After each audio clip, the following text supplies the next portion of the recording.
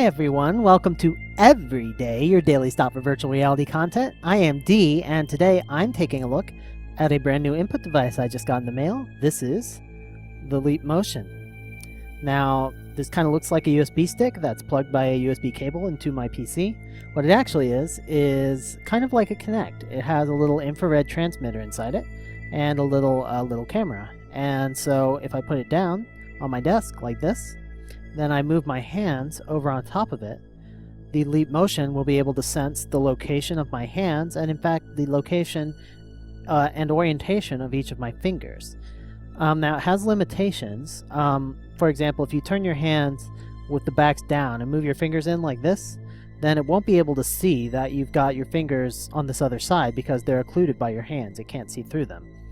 So, and it has a limited volume of space as well. I believe it goes about out to here. So when you get too far out, it'll no longer be able to see your hands. Likewise, front and back. So the LICHT Motion is a consumer device. It sells for about, I believe, $70–$80, and they've come up with quite a few small indie demos that run on it, and a lot of them make some interesting use of the input device. The one we'll be looking at today makes use of it kind of as a 3D mouse device. So it's like instead of having a mouse pointer on a 2D screen, you have a finger pointer that you can move throughout a 3D volume of space. And you'll see what I mean. Now the game we're going to be looking at that's going to demonstrate this is one of the few games in the world that has both Oculus Rift support on the Oculus Rift Development Kit 1 as well as LICHT Motion support, and that's a game by the name of LICHT, Little Adventure. Now, LICHT is German for light, because light is a core aesthetic in how this game is displayed to the player, and because the developer is German, an indie developer by the name of Gerald Tervain, who lives in Germany. He runs a blog called indienerds.com. You can find more about him there. He's working on a new project, a sequel to this one, called LICHT 2. And that game, he's planning to make the LICHT Motion into an optional input device and offering some other options for control. And I think that makes a lot of sense because the LICHT Motion, as VR input devices go, is very far from the most widespread. Before we get into that, I just want to show you a diagnostic utility that can show you kind of what it looks like when I'm, or what it looks like from the LICHT Motion's perspective, the kind of data it can gather, and how far it can track my hands in space. So let's go ahead and jump into that and take a look at it. Alright, here I am in the diagnostic visualizer. I'm going to stick my hand in, and as I put my hand over the LICHT Motion device, you can see that it immediately senses the location of my palm. You can see the arrow sticking out of my palm. That's telling it which way my palm is facing. That's the normal vector. And you can see it tracks each of my 5 fingers. And as I bend each of my 5 fingers, I can bend it I can move it in a little circle. That's about the range I can move my finger. And if I move it outside of that circle, if I bend it a little bit too much, it stops tracking it. So it can no longer track my index finger now. And no longer track my second finger. And if I make a fist, it can't track any of my fingers. And it's most precise when it's tracking a single finger, like it is right now with my index finger. If I move forward or back, or left or right, or up or down, it can do a good job of doing that. I can draw like little shapes with it. There was a nice heart. Heart. So it does a pretty good job with that. And it can track if I turn my hand upside down. So it's a little bit finicky with this, but if I turn my hand upside down, if I get it right, okay, it's not working right now, but sometimes, okay, there we go. So you can look at the normal vector on the hand. You can see it can actually tell that my hand is upside down now, and that my finger, it can still track the bend of my fingers a little bit in the upward direction, but not very far. And unfortunately, most of the time when I turn my hand up like that, it thinks my hand is still pointing down. So it's actually not very good at tracking that. For the purposes, so it can actually track angle to an extent. So I can lean my hand like this or like this. And it can track quite a range of angle. I can get it on its side, and it starts to get erratic when it gets on its side. So it's not very good at tracking it through a full range of angles, but for just like leaning up and down, or if I just want to lean like this, or left and right like this, it can do a pretty good job of tracking that kind of leaning. And I can put in both hands at once. It can track them both at the same time. Got to make sure I don't put my face over it. It'll get confused. So you can see I have both my hands in here. I can independently lean them. Independently move my fingers up and down. Move each of my fingers individually. I can turn them both over. It's noting both of my palms are up. It figured that out. I can if I try to cross my hands over each other, then the bottom hand will kind of work, but the top hand will get confused because it's being occluded by the lower hand. If I try and like twirl my thumbs around each other, this is something they don't support yet. This is something they're working on that I saw at a GDC demo that they actually had working, twirling my thumbs around each other, but that doesn't work currently in the consumer version of Leap Motion. So that's the kind of thing you can do with the Leap Motion. Now, like I said in the game, we're only going to be using one finger because that's the most reliable way to use it and the least frustrating way to use it. You're not going to lose tracking if you're just using one finger. So let's go ahead and jump into the game. Alright, when you first start LICHT, it puts you directly into the first tutorial level. You don't even see a menu or start screen or anything. And interestingly enough, it doesn't actually tell you how to activate the Oculus Rift mode. It only tells you that if you actually play far enough into the game and you find the secret room where they reveal how to activate it, which is a little bit weird. It turns out it's just a secret hotkey. You just have to hit ALT+O for Oculus mode. Don't tell anybody, it's a secret. So I'm going to hit that now, and then I'm going to put my Rift on so I can play all the way through the game in Rift mode.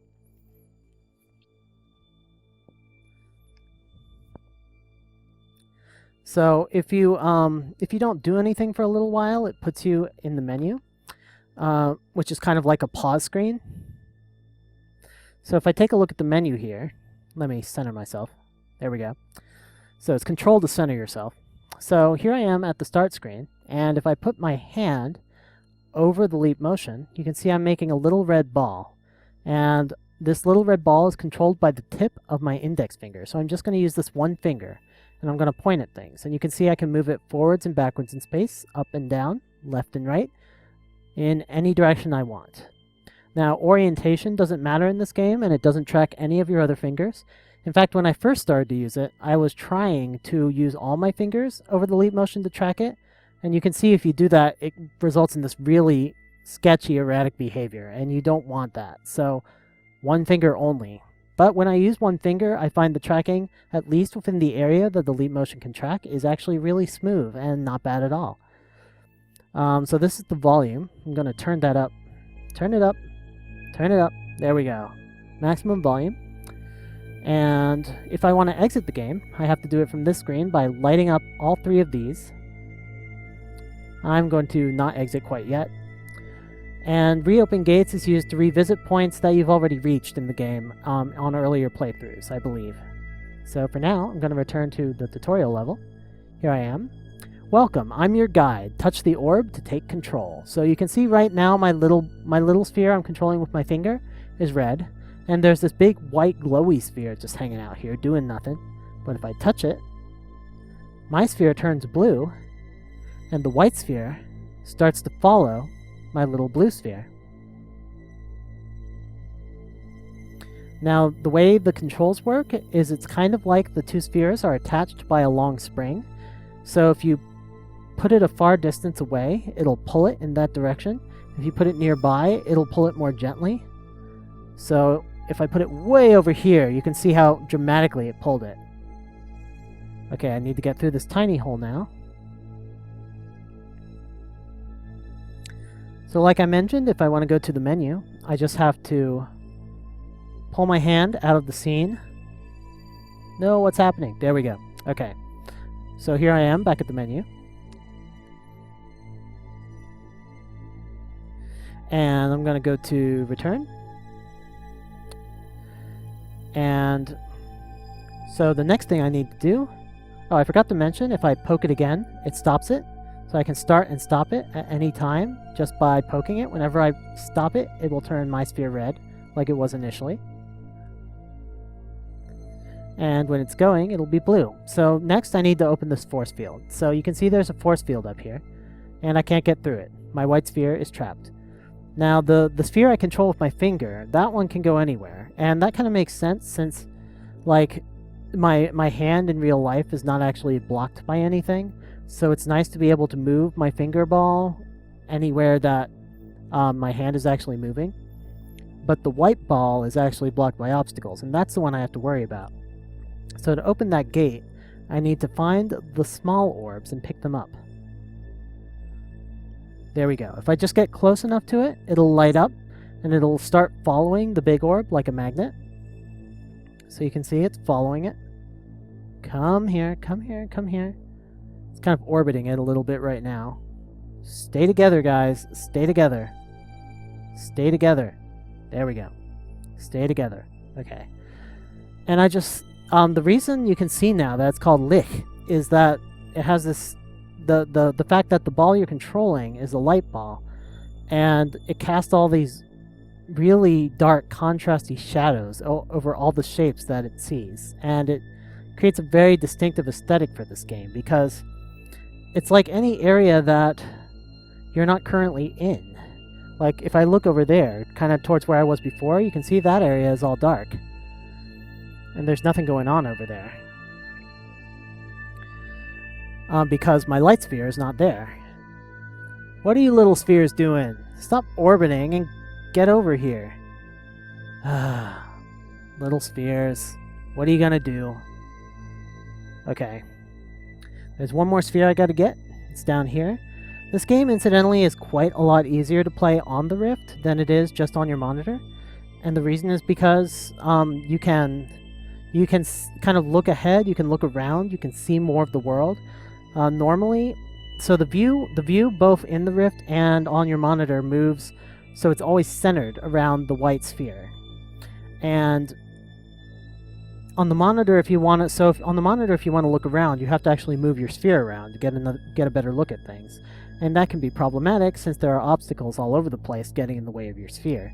So it's quite a bit easier to play with the Rift, and I like that. Alright, I got the 4 orbs. I need to give them to the gatekeeper.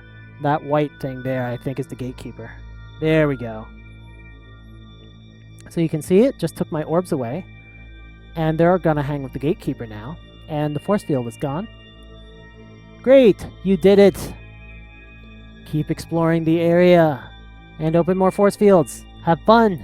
I will do all of those things in that order.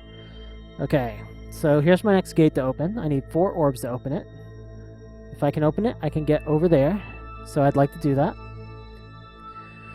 So I gotta go find some little orbs. Now, the downside of the view moving, always being centered on your light sphere, is that in the Rift, sometimes if your light sphere gets going too fast or moving too erratically, you can end up with your viewpoint moving fast and erratically, which is bad for VR sickness. So there's another gate right here that says 1 orb, which I believe opens the force field over our heads. But that one is red. Whoa, I just realized I could spin that around. Huh, I did not realize I could spin the letters in the logo. That is cool. Yeah, so there's the logo, LICHT, Little Adventure. And this is where it starts to get really 3D. So I can come way up to the foreground here. There's nothing over here, but I can come check it out. And I can go like over the logo, past these planets, and I can reach into the distance. And the viewpoint moves with the big sphere, so I can actually go as far as I want. Way into the background, come forward into the foreground. This is about as close as I can get the ball to my face before it starts to lose tracking. And I just bounced off the glass wall in front of the level, which apparently exists. And now it's time to go down the mine, because there's no other way for me to go. So let's head down there. See what is awaiting us. Maybe we will find some little orbs to open our gate. Come on. There we go. Alright, we're underground now. And you might be thinking to yourself, what are we going to do? But if you come towards this side, you'll see, oh, there's another room over here. So to get over there, I'm going to try and push through this wall, and we discover It's a rotating wall! And I love the way that the shadows play around these rotating platforms. It really has this nice dynamic light effect. And this is quite easy with the Rift. I can just see I need to go between these two pillars. A lot of this part is easier with the stereoscopic vision that's granted by the Rift. You can really see what you're doing a lot better. You can see where the obstacles are. You can navigate through things much more easily. You can aim at things better. This game just plain works better in the Rift in terms of playability. And it also, obviously, does not depend on any really small detailed graphics like text or like detailed textures or pictures. It's all very, very basic geometry. I think that's another reason this will work well as a Rift game, is just because like this geometry is so simple that I just imagine it like on I imagine you'll very easily be able to reach the 90 frames a second that you need for a Rift game for the ideal experience of presence. And oh boy, columns. And I think you'd be able to do that even on a very basic computer. Now, it is probably doing some heavy work for these lighting calculations because everything here is casting a shadow, and I don't think those are pre-computed. I would like to know more about how they did the shadows in this game, if they were just... because they are really interesting. The way that this light interacts with all the objects and casts all these shadows. But some of these things aren't casting shadows at all, like those pillars weren't casting shadows, so I don't know what's up with that. So if you look to your right here, I'm gonna just bust through this wall. Bust! Come on. There we go. So if I stop my sphere and I turn to the red sphere, the red sphere actually has the ability to knock some things around, like this. And I can open up this wall and find secret area. In the secret area, this is where it tells me how I can switch to using the Oculus Rift. And here is a Rift Development Kit 1 just sitting here rotating inside the virtual world. So experimental, switch into Oculus mode with ALT+O, and with control you can recenter your view. And they are very excited about that. So since I knew that, I was able to do it at the beginning. Once you know the hotkey, it works at any point, even in the menu.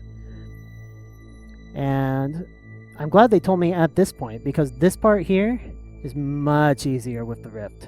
You can see everything you're doing through these transparent glass walls, but you still have full stereoscopic vision, so you can tell where the openings are. And likewise, this little sculpture here just looks gorgeous in stereoscopic 3D. Alright. Now we've got some holes to go through. Come along, Sphere. Come along. Let's do it. Let's do it. Don't play games with me. Sphere. Through the hole. Through the hole. There we go. There we go. Alright. I'm good at this game. Okay. Punching through some more panels. Wow, just look at those shadows. So nice. Okay. So I'm pretty sure all of these cylinders are casting shadows. It's kind of it's a little bit random which things cast shadows. But most things in this world do cast a shadow, including my finger ball. Alright, come on. Why can't I go through here? There we go. Oh, they're stuck against each other. There we go.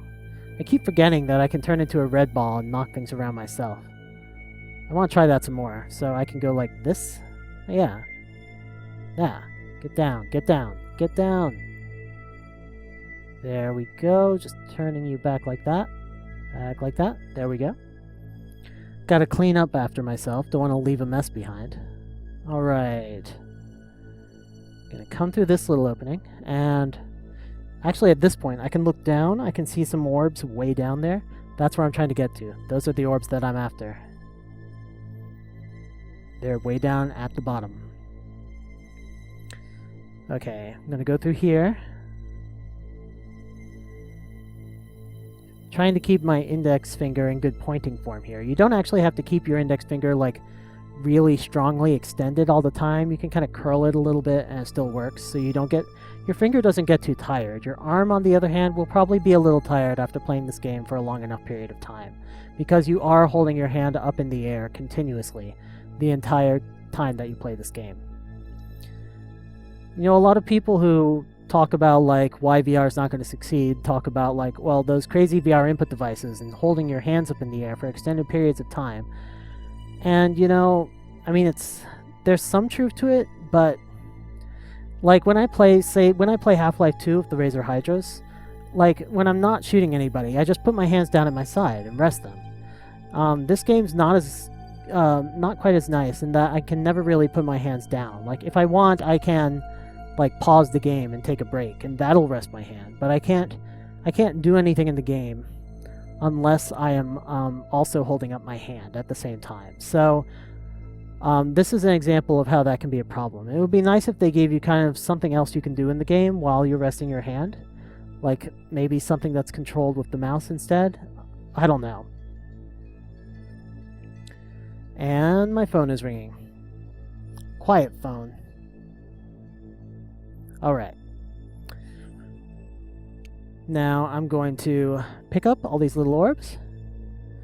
Now the first time I got here, I saw this sign. I was like, oh shit. I not only have to pick up all the orbs, I have to take them all the way back through all of that shit I was just taking the big orb through. So this is when things get interesting.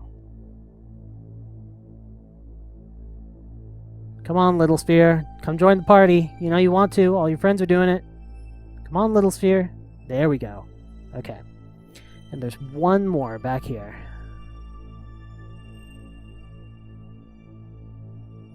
Can I get it? Am I close enough? Come on, little sphere. Open up. Come join. Come join. I believe in you. Come join your friends. There we go. Okay, if I got closer, it would have grabbed it faster, but I like to make them join slowly. Okay, let's go around these pillars, and we're gonna take all our friends and get the hell out of here. Do I have everybody? All four of you? I believe I do. Okay, I should be able to just rush through the front here, drag them all along with me, just pummel my way through here. Come on, come on, come on. Get through, get through. Now the little spheres, it wasn't apparent when I solved the first puzzle, but they actually make the game quite a bit more challenging when you're carrying them. Oh, come on. Okay, they make the game quite a bit more challenging because they give your big sphere more momentum, and they actually drag on the big sphere. They exert gravity force on your big sphere and kind of pull it in the direction that the little spheres are. So these big gaps are not so bad. I can bring them through here. This will be relatively easy. Come along, little spheres. Nobody gets left behind. But when I start getting to the smaller gaps, they are going to cause me problems, I guarantee. All you little spheres, stay with your parent. There. Okay. Gotta make sure you don't leave any behind, or you'll just have to go back for them, because we saw the gate, and you can't open the gate without all four spheres. So, come on, come on. This reminds me of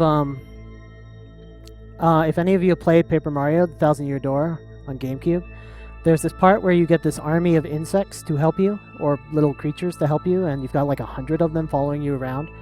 But whenever you like walk across a path over a ledge, they can actually fall off the ledge. And then you have to, like if they get scared, they can fall off the ledge, and then you have to go down to the bottom and pick them back up. And so you're constantly losing them and having to go and pick them up again. Come on. And yeah, they are just pesky. Okay, I'm gonna push this down. Down. Down. Pushing things with my red sphere does not work quite as well as I hoped it would. Alright, okay, here's where things get tough. Trying to get it through this hole. Oh, I had so much trouble with this last time. Come on. Oh boy. Alright, this is not going to be easy, because those little spheres are trying to drag it away from the hole as they orbit around it. And if I stop it, I should be able to get it through. I did it! I did it! No problem. Piece of cake. Come on, little spheres. Come with me. Come with Daddy. Come with Mommy. Come with your big sphere. She is waiting for you. There we go.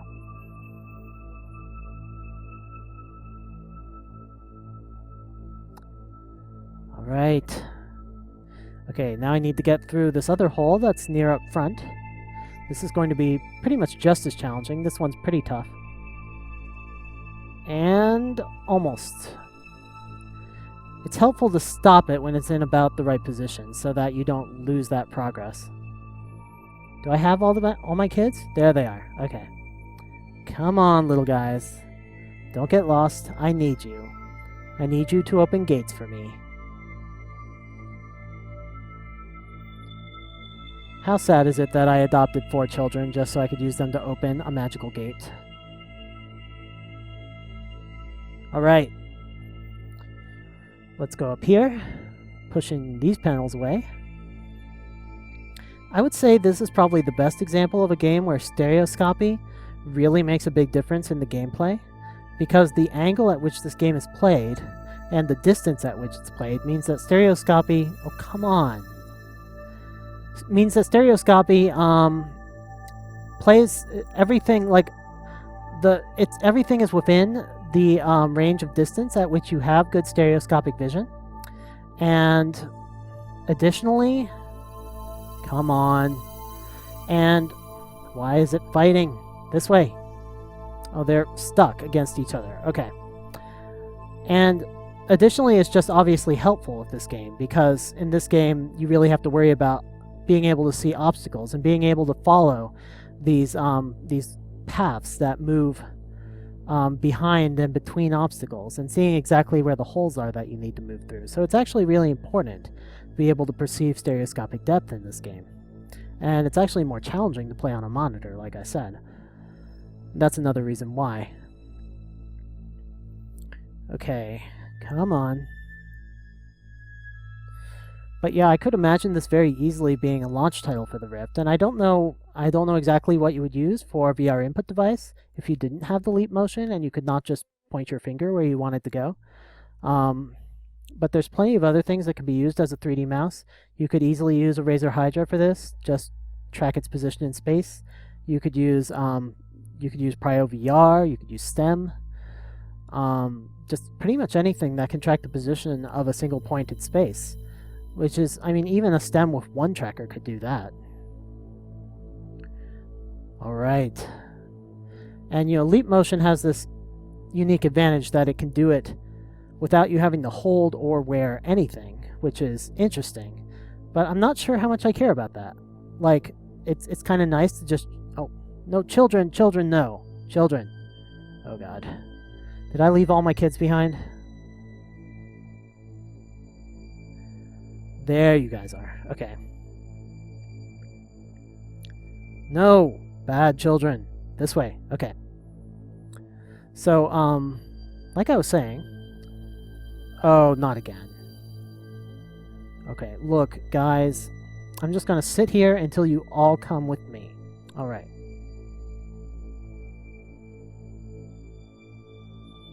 Okay, I have 3 of them. Now I have 4 of them. Excellent. I don't know why the kids are being so fussy right now. Anyway. Oh no. Oh no. Oh no. Come on, kid number 4. Okay, I got number 4 now. Alright. I'm gonna sit against this wall until they calm down a little bit. This is really cool at this angle. Just check that thing out. It's like a sculpture. Alright. The interesting thing about the leap motion is that it can track your hand without any kind of glove, without holding anything, without wearing anything. But I'm not sure how much I care about that. Like, being able to just walk up to my computer and stick my hands over it and start operating it is an interesting premise.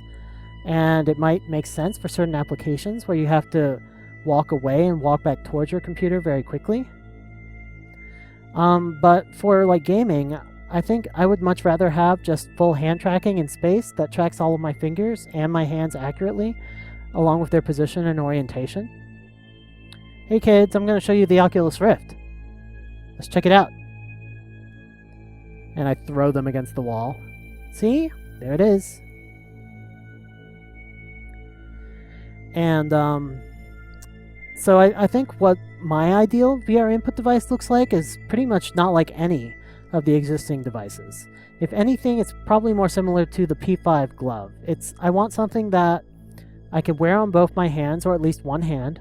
It'll track all 5 of my fingers, how much I bend it, the position of each of the fingers, and as well as just the position and orientation of my hand, like the Razer Hydra does. Okay, these are just some columns. They're not going to be a big deal. Let's get down here. Alright, moving through the columns. This way. And honestly, I think glove controllers have so much potential for being able to get your hands in the world, being able to have social experiences where you can wave at people, shake hands with people, point at things. Pointing is just such a universal nonverbal communication gesture that I think is going to be important for interaction. You know, I care about VR social spaces a lot, so those applications are really important to me personally, but like everything else seems like it could use it too. Like you can very easily imagine holding an imaginary gun or doing like a gun finger and pointing at things and shooting it to emulate a gun. And do I have all my kids? I do. I'm making it to the top. Making it to the top. Excellent. Did I leave anybody behind? I did not. I'm almost there. And I can imagine so many inventive applications where you're really using, because your fingers have, in terms of just nerve density, they're so much more sensitive than every other part of your body and so much more manipulable in subtle ways. And there's so much you can do with that. Alright, come down here. I'm doing this wrong, aren't I? Okay, I need to go back towards this side. Okay, you know what? Forget it. I'm going to use this one. Alright. And then I'm going to use this one? No, I want to use the other one, don't I? Okay, going to use this one. Coming down the right side. Alright. And yeah, just like I imagine like a virtual chess game where you actually pick up and move the pieces. Imagine a virtual puzzle game. Like imagine a version of Tetris where like the pieces are falling and you literally like grab them and shove them into the right place. That could be interesting. I'm out. I'm almost out. Come on. And I made it! Now I can't activate that one yet because it's red. So I need to go over to the left and I can see it waiting for me. Come on, kids. It's time to fulfill your destiny. And there we go. I've just opened this force field. Now I'm not going to play all the way through this game today. I might visit it again in a future episode. That will depend on how much you guys like it. But when I enter this part, suddenly my floating 3D space ball has turned into a marble. I'm suddenly playing Marble Madness, or maybe Labyrinth. And I'm trying to move this ball around in 2D, but now there's gravity. So I can roll up a ramp. Oh no. I'm apparently bad at rolling up a ramp.